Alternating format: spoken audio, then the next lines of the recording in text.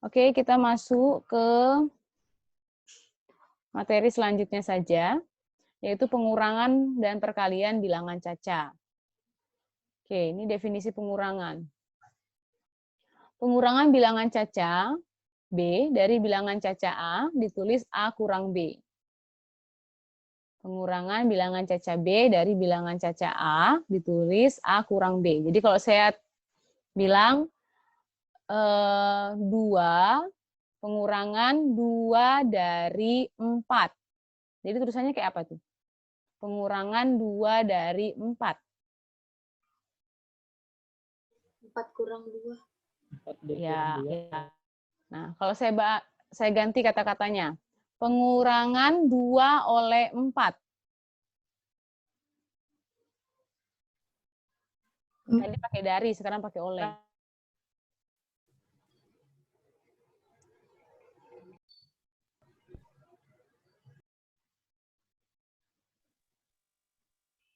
Tadi kalau 4 dikurang 2, Bu. Tadi kalau pengurangan 2 dari 4 itu artinya 4 kurangi 2. Kalau 2 oleh 4 artinya apa? 2 dikurang 4. 2 kurang 4, Bu. Ya, 2 dikurang 4. Jadi kalau kalian misalnya mengikuti lomba gitu kan, kalau misalnya kalian nanti jadi guru, siswa kalian mengikuti lomba, biasanya kan soalnya dalam bentuk cerita gitu ya. Biasanya soal-soal lomba-lomba itu ada juga cerita. Misalnya, tentukan hasil pengurangan bilangan 2 dari bilangan 4. Berarti jawabannya adalah 2, karena 4 dikurangi 2. Tetapi kalau tentukan hasil pengurangan 2 oleh 4, hasilnya berapa? 2 oleh 4. Negatif 2. Min 2 kan? Jadi negatif 2. Ya, jadi kan berbeda ya. Cuma beda 2 kata ya, dari dan oleh.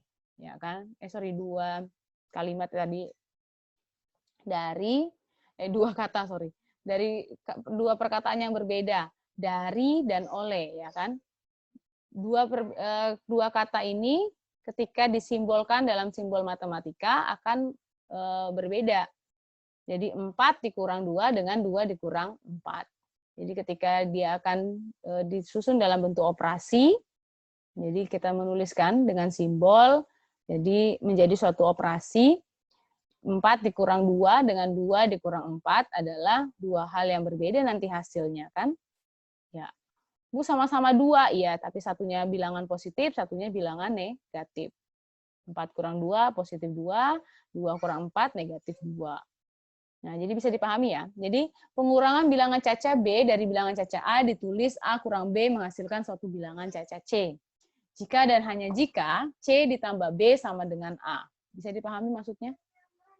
Contoh gini, 4 dikurang 3 itu sama dengan 1. Atau tadi 4 dikurang 2 sama dengan 2.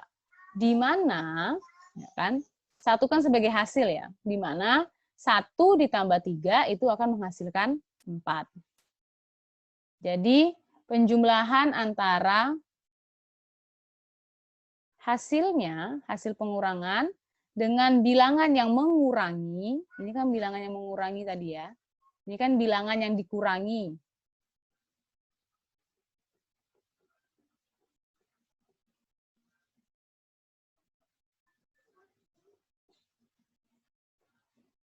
Hasil penjumlahan 1 dan 3 itu akan menghasilkan 4 sebagai bilangan yang dikurangi tadi. Bisa dipahami? Itu maksudnya. Kalau kalian salah, hasilnya, jika ini hasil dijumlahkan dengan bilangan yang mengurangi itu bukan bilangan yang dikurangi, maka hasilmu adalah salah. Biasanya kita kan ngecek gitu ya. Contoh misalnya 2.350 dikurangi 123. Sembarang saya jawabnya ya. Hasilnya adalah 2.100. Nah, coba jumlahkan. Apakah 2.100 ditambah 123 hasilnya akan menghasilkan 2.350? Kalau tidak, maka hasilmu ini salah atau kurang tepat. Gitu ya. Karena definisi pengurangan adalah seperti ini. Bu, ini ya ampun Bu, ini biasa aja. Iya, biasa aja. Tetapi di SD kita harus ajarkan kepada anak-anak bagaimana mengecek hasil pengurangan mereka, benar atau salahnya ketika hasil ini dijumlahkan dengan bilangan yang mengurangi, hasilnya harus merupakan bilangan yang dikurangi ini. Bisa dipahami? Dan ingat, selalu pasti bilangan yang dikurangi ini pasti bilangannya ini. Kalau kita masih ngomong tentang bilangan bulat positif, ya, kita belum ngomong bilangan negatif, bilangan apa gitu ya. Pasti kan nanti ini bilangannya lebih besar di antara yang ini. Kalau kita masih ngomong tentang bilangan bulat positif, hasilnya ya. Kalau ini kan berbeda ya, tadi hasilnya negatif 2, ya kan? Karena kenapa hasilnya negatif? Karena bilangan yang menguranginya lebih besar dari bilangan yang dikurangi. Makanya hasilnya negatif. Nah, nanti ngajarkan anak SD kan seperti itu ya. Kenapa bisa ada yang hasilnya negatif? Karena apa? Oh, karena bilangan yang dikuranginya lebih besar, lebih kecil dibanding yang mengurangi. Sama seperti kamu punyanya sedikit, tetapi kamu mau ambil banyak. Hasilnya kan negatif. Pasti ada kurangnya. Saya cuma punya 2, tapi saya perlu 4, berarti masih kurang 2. Ya, seperti itu, karena yang di awalnya masih lebih kecil. Jadi, ajarkanlah anak SD dimulai dari apa sih definisi pengurangan, supaya dia tahu kalau dia sudah menghitung, ternyata ini tidak sama dengan, hasil penjumlahannya tidak sama dengan ini, maka hasil pengurangannya yang salah. Anak-anak sekarang kan diajarkan juga cara mengevaluasi dari apa yang mereka kerjakan. Oke, bisa dipahami? Lanjut ya. Jadi jangan kalian pikir ngajar anak SMP lebih mudah, ngajar anak SMP lebih mudah, Bu, ngajar anak SMA.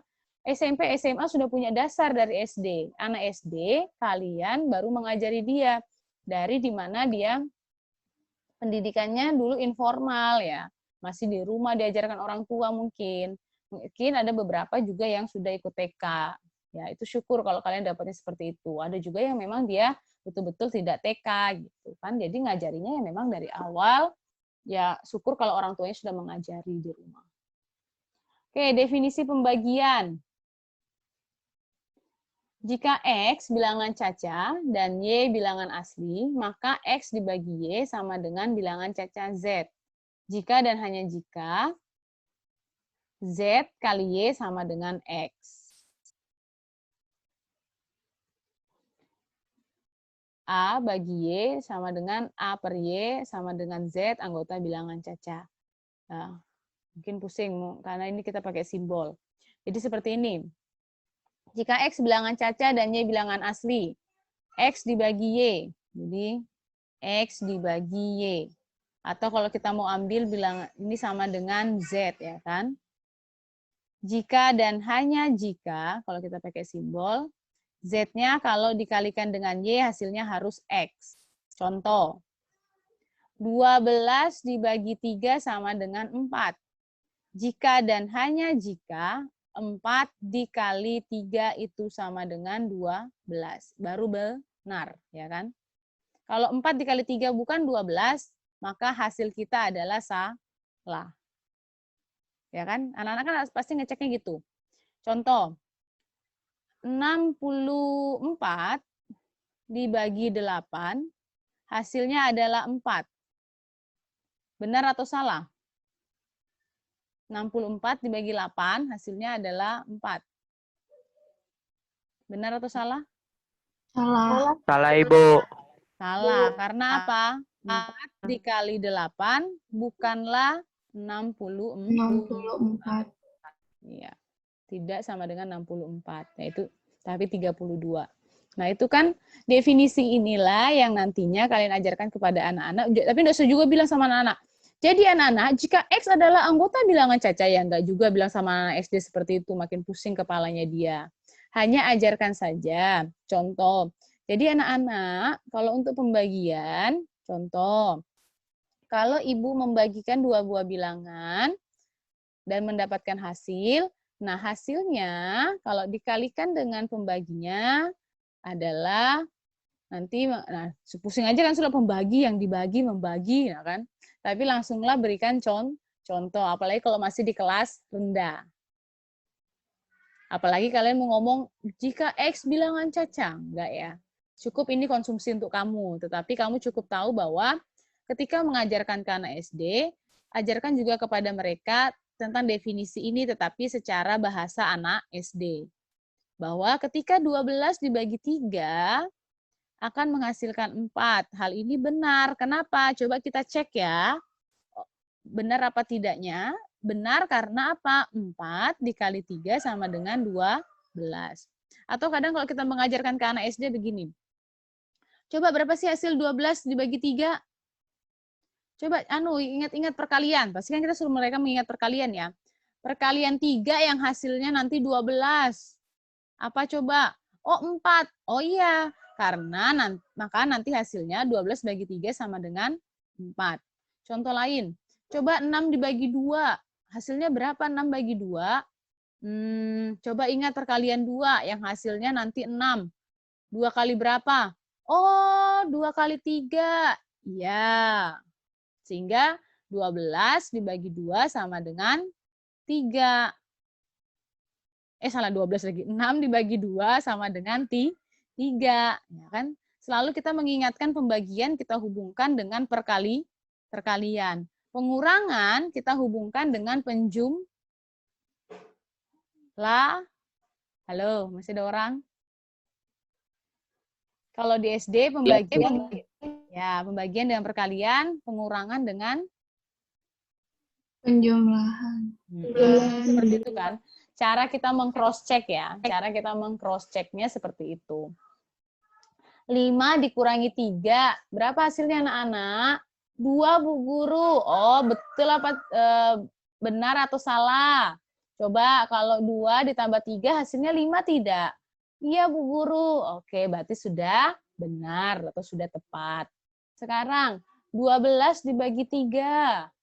Berapa hasilnya?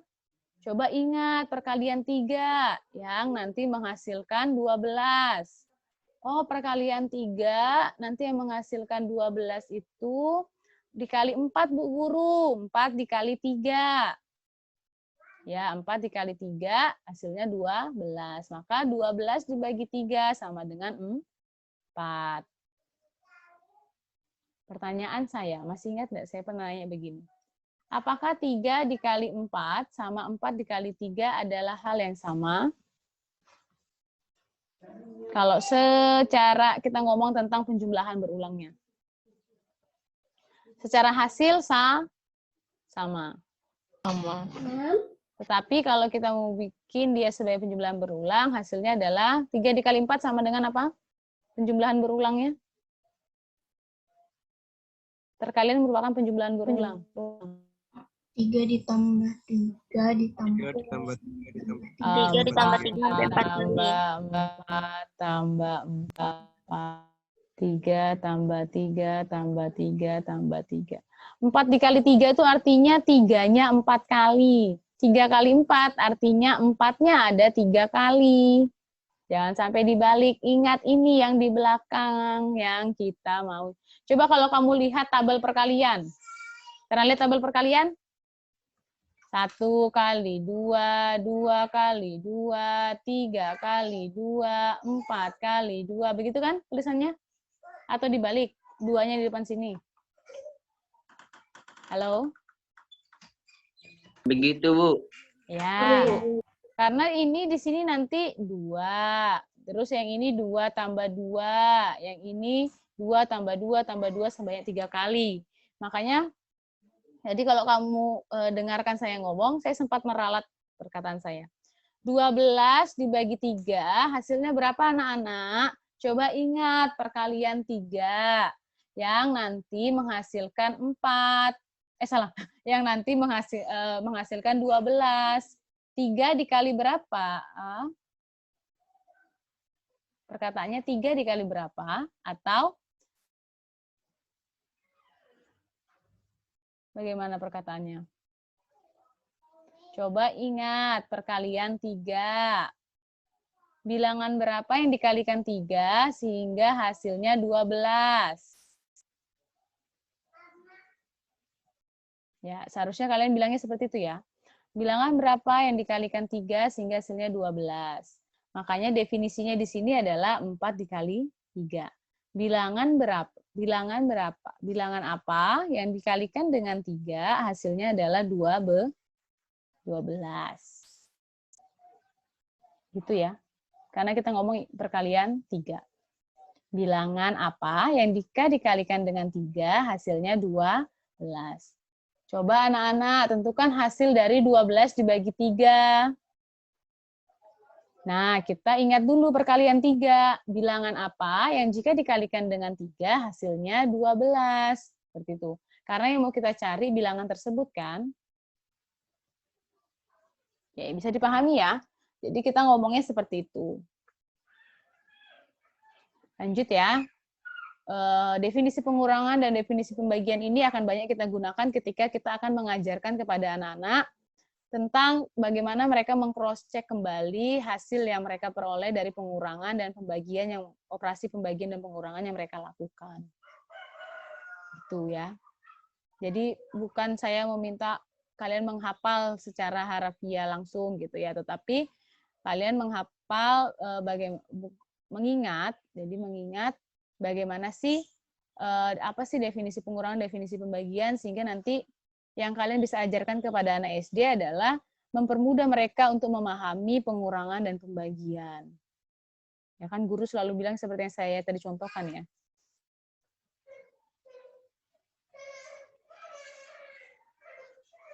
Oke. Kita masuk ke urutan bilangan. Untuk A dan B anggota bilangan Caca, A dikatakan kurang dari B. Tulisan simbolnya seperti ini. A kurang dari B.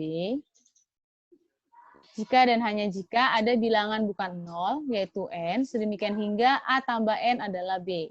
Contoh, 2 itu kurang dari 3. Benar atau salah?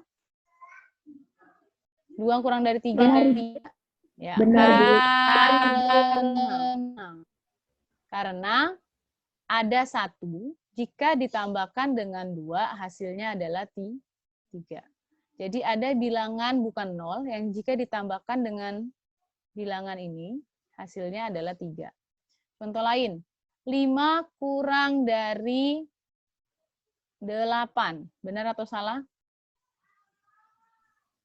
Benar, Bu. Benar. Karena ada 3, ketika dijumlahkan dengan 5, hasilnya adalah 8. Seperti itu ya. Itu maksudnya. Jadi kita mau mengajarkan nantinya ke anak SD, kalau ada bilangan yang kurang dari, kenapa saya kayak terdouble-double? Suara saya bisa aja terdengar? Halo? Bisa, Ya. Kalau saya ngomong bilangan yang kurang dari, berarti saya ngomong bahwa ketika bilangan itu, ini, 5 kurang dari 8. Oh benar, karena 5 itu kalau ditambahkan 3, baru hasilnya adalah 8. Gitu ya. Oh 10 itu kurang dari 15. Benar, karena 10 ditambah 5 baru bisa hasilnya 15.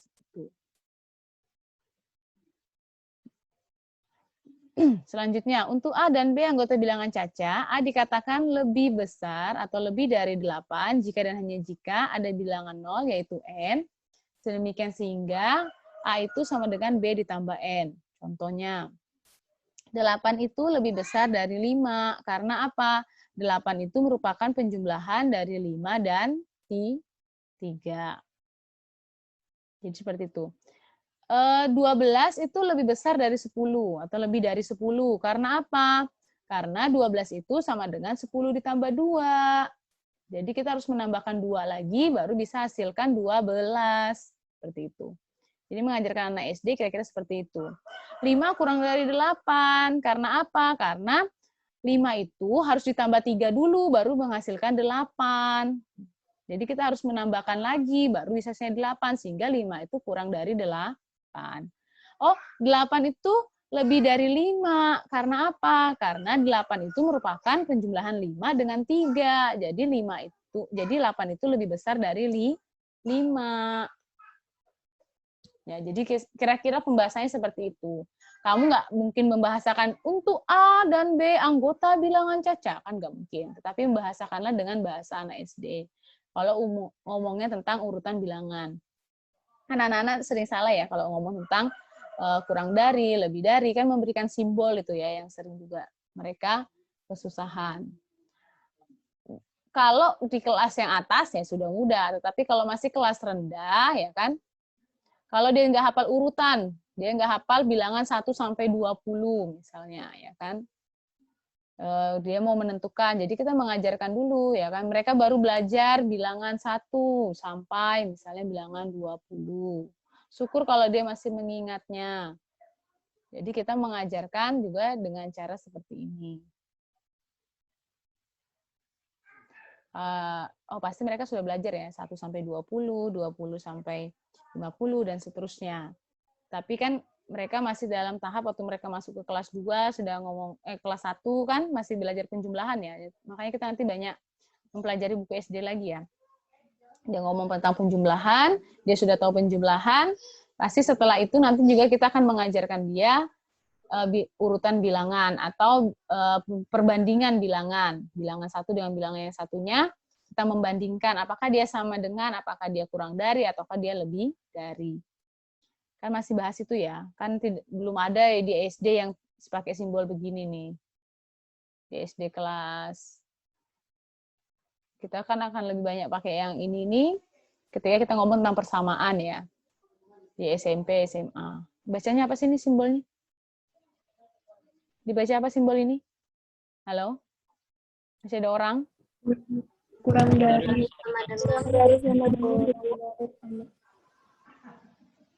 Kurang dari X kurang dari atau sama dengan 3. Kurang dari atau sama dengan. Ada kata ataunya ya. Itu ya bacanya ya. Kurang dari atau sama dengan 3. Kemungkinan dia kurang dari, kemungkinan dia sama dengan 3, kemungkinan kedua-duanya, atau bagaimana? Masih ingat kata atau? Itu konjungsi atau disjungsi? disjungsi. Bisa dipahami ya, diingat kembali yang kita sudah pernah pelajari di matematika dasar. Oke, seperti itu. Lanjut. Notasi pangkat. Masih ingat tentang perpangkatan? Jika A dan N anggota bilangan asli, maka pangkat N dari A ditulis A seperti ini ya, simbolnya. Didefinisikan sebagai A pangkat N itu sama dengan A kali A kali A kali A kali A sebanyak N. Contoh, 2 pangkat 3 itu sama aja dengan 2 dikali 2 dikali 2. Seperti itu kan? Kalau 5 pangkat 4 sama dengan apa? Halo? 5 pangkat 4 sama dengan? 5 dikali 5 kali 5 kali 5. Ya. Nah, A itu disebut dengan bilangan pokok. A itu disebut dengan bilangan pokok basis. Ada yang masih aktif mikrofonnya? Ya. A itu disebut bilangan pokok atau basis. N disebut dengan pangkat atau eksponen. Kalau di SMA, kan ada tuh bab yang namanya bab eksponen. A pangkat N disebut bilangan berpangkat. Jadi kalau kalian masih ingat logaritma, 10 pangkat N. Basisnya adalah basis 10, eksponennya adalah N. Atau pangkatnya adalah N. 10 pangkat 3. Berarti basis 10, pangkatnya adalah 3. Oke, bisa dipahami? 10 ini adalah basis, 3 ini adalah eksponennya atau pangkatnya. Bisa dipahami ya? Sifat-sifat bilangan berpangkat. Ingat, bilangan apapun dipangkatkan 0, hasilnya adalah 1. bilangan apapun dipangkatkan dengan pangkat negatif itu sama dengan 1 per bilangan tersebut dipangkatkan dengan pangkatnya yang positif. Contoh, 2 pangkat negatif 3 itu sama saja dengan 1 per 2 pangkat 3. Yang artinya berapa? 1 per 2 pangkat 3 berapa? 8. Oke. 3 pangkat negatif 3. Hasilnya berapa?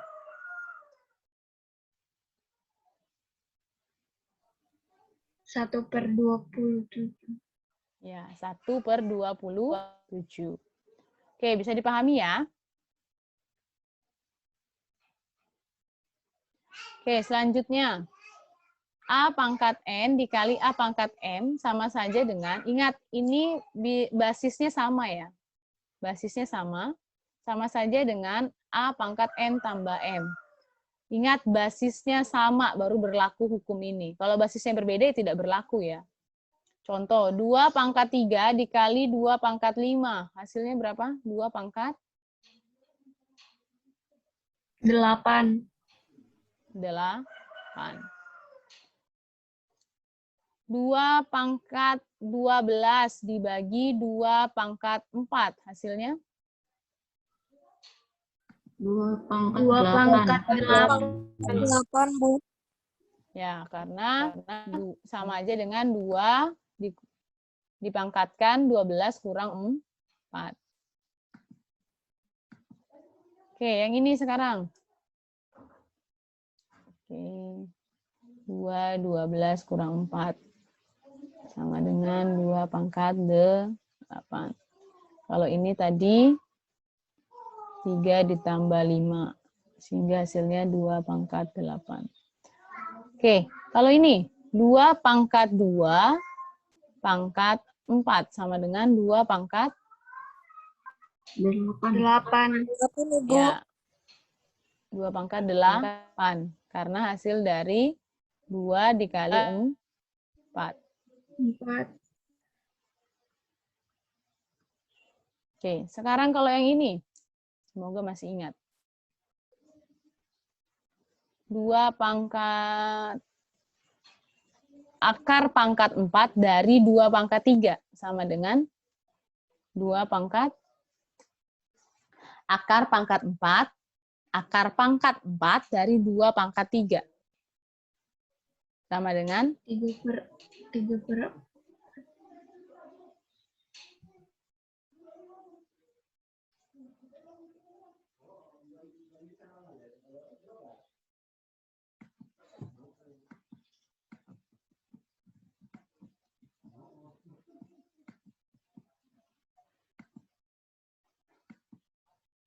berapa?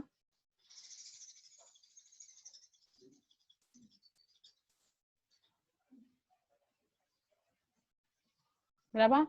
2 pangkat berapa? 3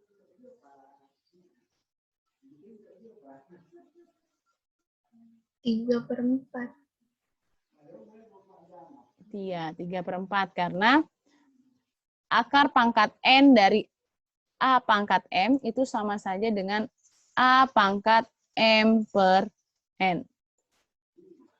Kalau seandainya ini, akar pangkat 2 dari 3 pangkat 5 sama dengan 3 pangkat 5 per 2, 5 per 2. Ya, jadi kalau akar pangkat 2 nggak ada tulisannya ya di sini ya. Artinya itu akar pangkat 2.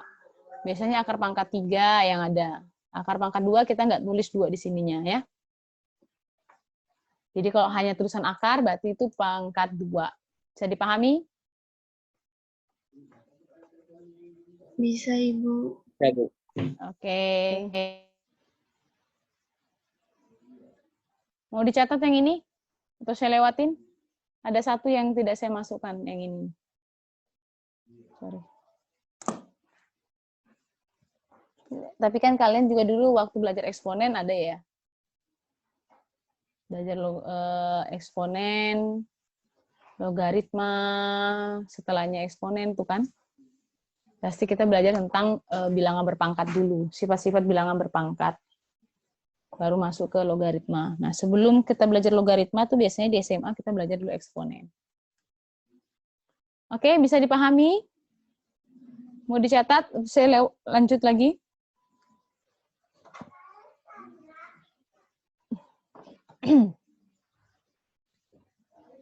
Lanjut. Halo? Lanjut, Bu. Oke, Lanjut, Bu. Ah, masih apa? Sudah? Sudah ditulis ya? Oke, bilangan prima. Bilangan prima yaitu bilangan asli yang lebih besar dari 1, yang tepat mempunyai 2 faktor, yaitu 1 dan dirinya sendiri. Contoh bilangan prima itu 2. Karena 2 itu faktornya hanyalah faktor dari 2. Faktor dari 2 itu hanya 1 dan 2. 2 itu dirinya sendiri. Faktor dari 37. 37 bilangan prima apa tidak? 37 bilangan prima atau tidak? Bilangan prima. Ya, karena faktor dari 37 adalah 1 dan 37. 21 bilangan prima apa tidak? Tidak. Karena faktor dari 21 itu 1, 3, 7, dan 21. Ya. Jadi dia bukan tergolong bilangan prima. Oke, bisa dipahami? Oke. Bilangan komposit. Bilangan asli yang lebih besar dari 1 yang bukan termasuk bilangan prima. 4, 6, 8, 9, dan seterusnya ya. Itu bilangan komposit. Kemudian bilangan, oh ya, nanti kita ngomong tentang bilangan prima lagi ya, lebih lanjut ya. Bagaimana sih cara penentuan bilangan prima? Kalau ini kan masih kecil ya, kalau yang besar seperti apa cara penentuannya? Ntar saya carikan dulu. Kayaknya ini di atas.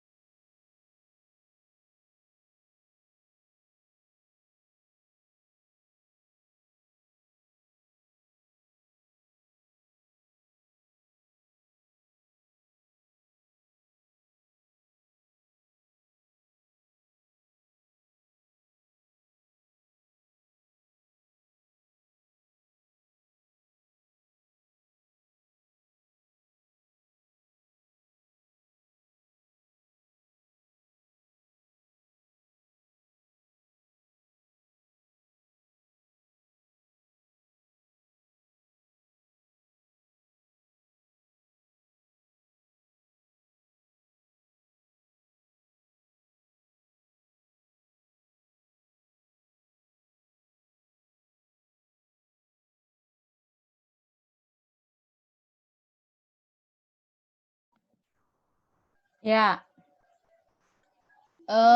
ngomongin tentang sudah punya buku yang saya bilang kemarin, salah satu buku aritmatika. Sudah, Ibu. Oke, sebentar ya, saya cekkan ininya. Coba baca di bagian bilangan prima.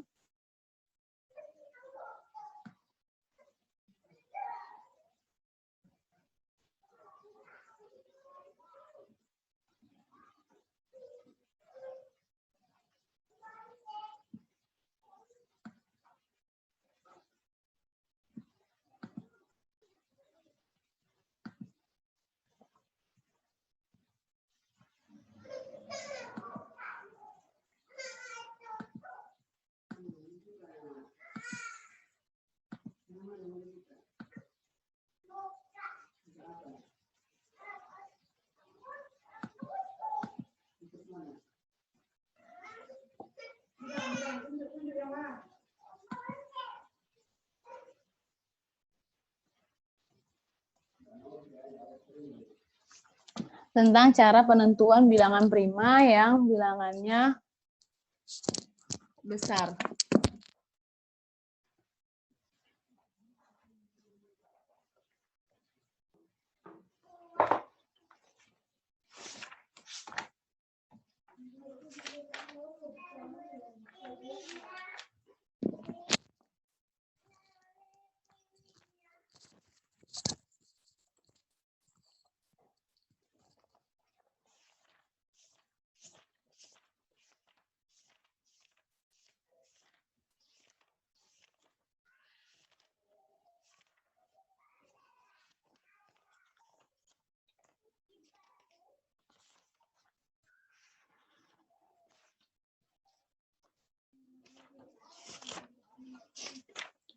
Oke.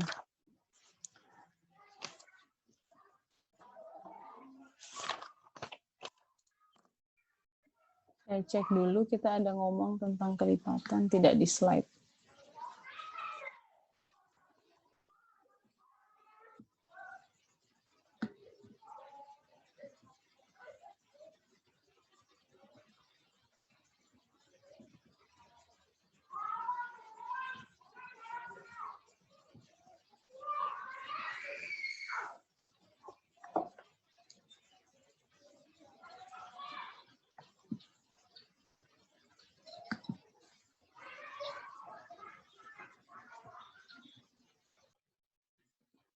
Oke. Bilangan genap itu adalah bilangan yang habis dibagi dua. Setiap bilangan genap, bila dibagi dengan dua, maka akan diperoleh hasil bagi bilangan bulat tanpa ada sisa. Sehingga diperoleh jika A bilangan genap, maka A itu bisa dituliskan dalam bentuk A sama dengan 2 dikali K. Dengan K adalah bilangan bulat. Contoh, 4. Kalau misalnya 4, ya seperti ini, 4 itu adalah merupakan bilangan genap karena bisa dibentuk dalam bentuk 2 dikali 2. 8 itu adalah bilangan genap karena 2 dikali 4 sama dengan 8. 200 itu bilangan genap karena ada 2 dikali 100. Kalau bisa di dalam bentukan A sama dengan 2K, jadi dengan K sembarang bilangan bulat, maka bilangan itu pastilah bilangan genap. Seperti itu ya, bisa dipahami? 1222, bilangan genap atau bilangan ganjil? Genap, Bu. Genap. Ya, karena 2 dikali berapa?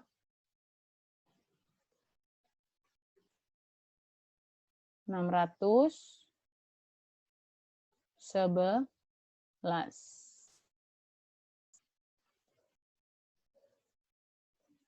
Ya, 1222 itu merupakan anggota bilangan genap karena